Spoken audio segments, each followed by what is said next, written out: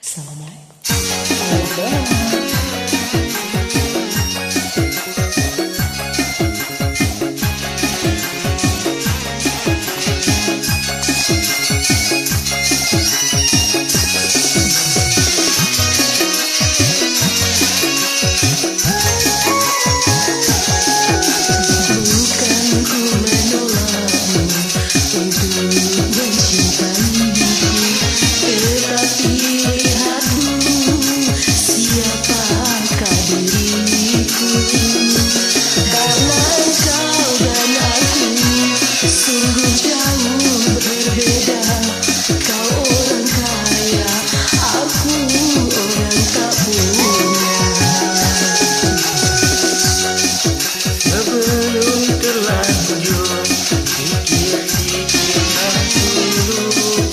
Sebelum engkau menyesal kemudian.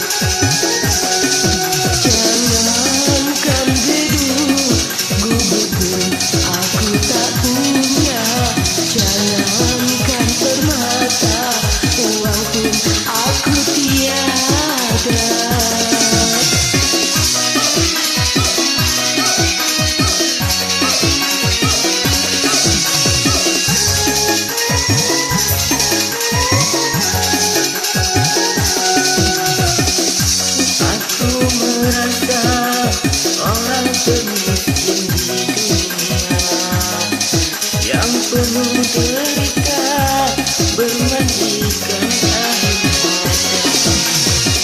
Itulah diriku, ku katakan padamu agar engkau tahu siapa aku. Sebelum terlanjur pikirlah dulu, sebelum engkau menyesal kemudian.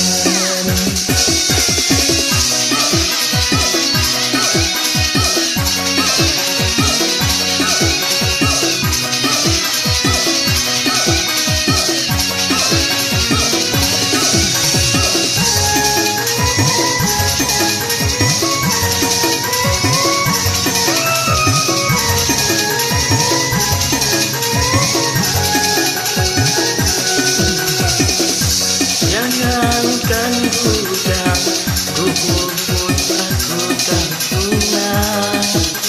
Jangankan permata, uang pun aku tiada.